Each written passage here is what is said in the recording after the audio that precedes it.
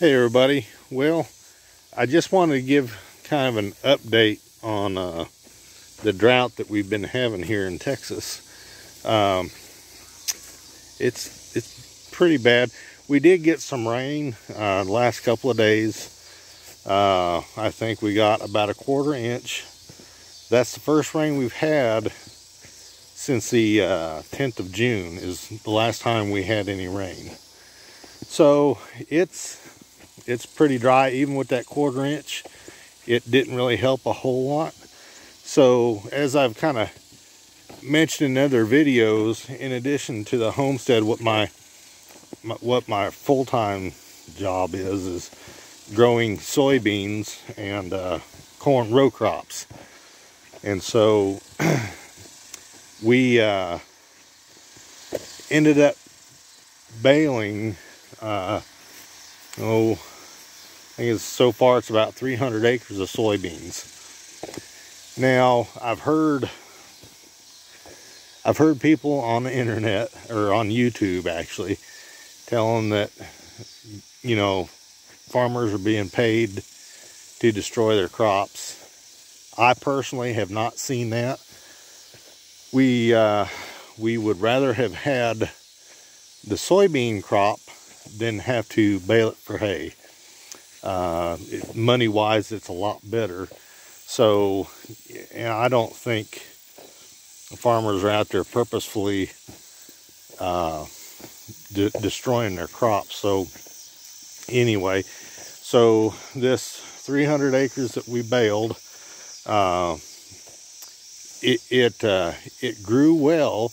It was wet when we planted, but we ran out of water, so the bean pods didn't fill out. So it was not cost effective to harvest what little bit of soybeans would have been out there with $5 diesel in a combine. So it was better for us to bale it and sell the soybeans as hay. And so that's what we're doing with the guy that I work with and for. So anyway, that's what's kind of going on here now. We are harvesting corn. It's not doing great, but it's going to do well enough that it pays to do it. So we'll at least have the corn crop, and we still have, I think we still have somewhere around 700 acres of soybeans that we don't know yet because it got planted later, and that may be the saving grace on that crop, because usually in the fall we start getting rain again.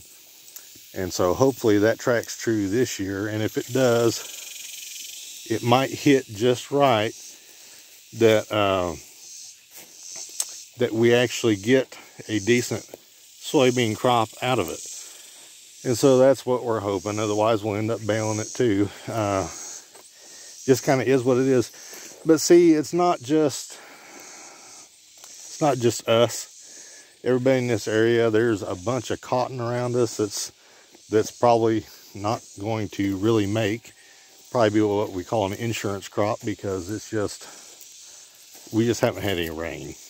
And so you know, right now that cotton is determining boll size and how big, you know, how much it's actually going to yield. So without any water, it's probably too late for the cotton. Just what it is. And you know, our cow pastures down here are not doing great either. Ours is pretty dry now. We're all right, my wife and I. So we have cows on 300 acres and but we're not overstocked on that 300 acres, so we can actually do all right.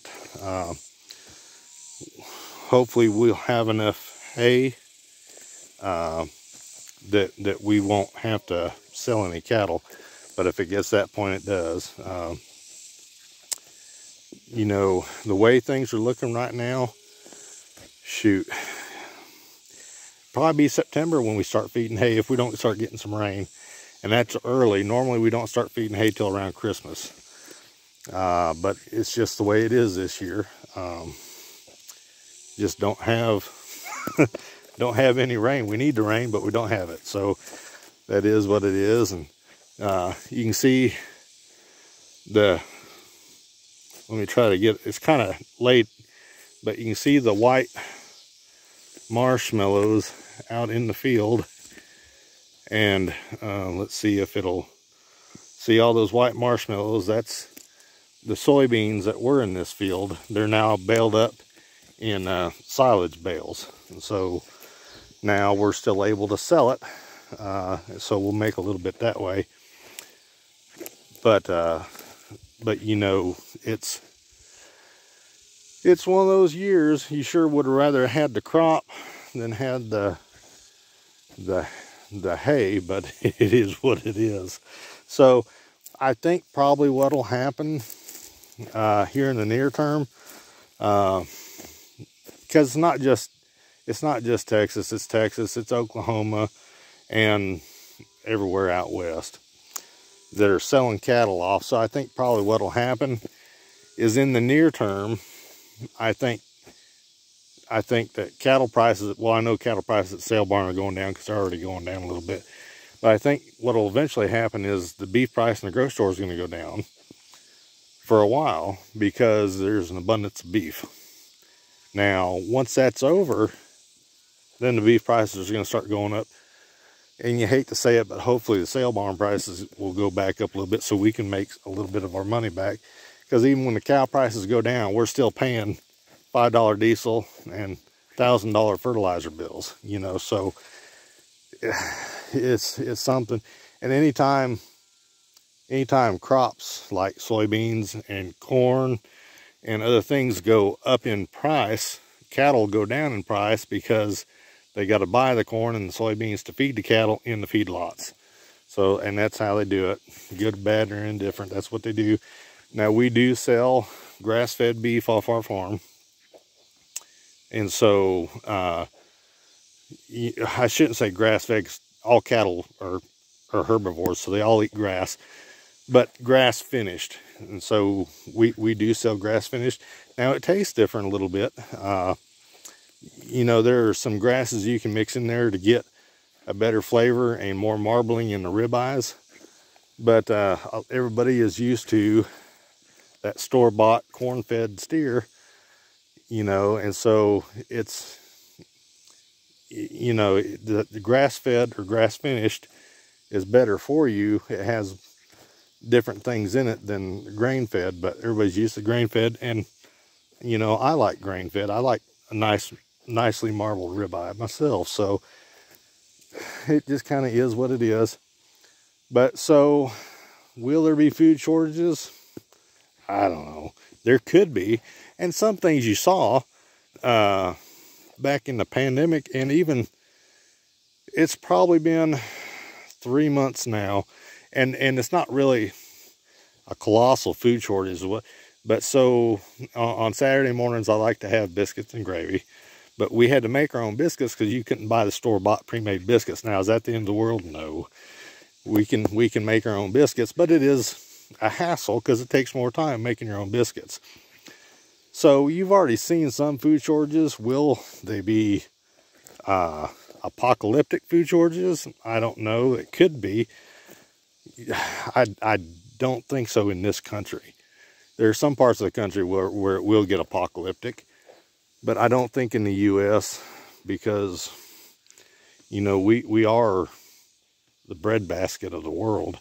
We are a net exporter of food. We don't import all that we need, you know, so we produce most of our own. But we do import a lot, and we export a lot, and don't ask me why that makes any sense, but that's what happens. So, you know, it could be bad. It wouldn't be unwise to be a little bit prepared, but I don't think I would sit there and worry about it every day. And there are some things you can do on your own and do for yourself where you could help combat that. You know, People think you have to grow a garden to be self-sufficient, but that's not really true. You could go to a store or a farmer's market and buy enough produce of your own that you could put that up yourself if you wanted to. Or you can just stock up now on things. You don't have to go in there and hoard to the grocery store. But I don't really want to get too much down the apocalypse road. I hope it doesn't happen where you'd have apocalyptic food shortages here in the U.S., but it could. But I think most likely most of that's going to be overseas in Africa and places like that. So anyway, so that's the update. 300 acres of soybeans so far that have been cut and baled. Hopefully the rest that was planted later because of weather, when it was actually too wet to get in the field. So we just kind of went from one extreme to the other. So hopefully that later planted stuff, you know, hopefully that makes and we don't have to bale it. So, but if we do, we do. That's what it is. And so you can see our little test strip of soybeans we had to leave for the crop insurance people. That's always nice. And so so yeah, so that's what it is. But they're dying off. Another week they'll be all dead probably. So we'll have to see how long it takes them to die. But there's no moisture in this ground. You can see, I don't know if I can show it too well because the light's going away, but you can see the cracks in the ground. Well, maybe you can't see the cracks in the ground, but it's too dark. But yeah, I should have started filming this a little bit earlier in the day because, like I said, the light's going away, the sun is setting. You can see the moon's coming up. But anyway, that's kind of our update right now. We are combining the corn, like I said, so we'll see how it does. It's not doing great so far, but we'll see. And anyway, well, that's it for right now. Hopefully things will get better. And you know, what are you seeing in your area? You know, just on different farms and things, just let us know in the comments below. Please like and subscribe, and we'll see you next video.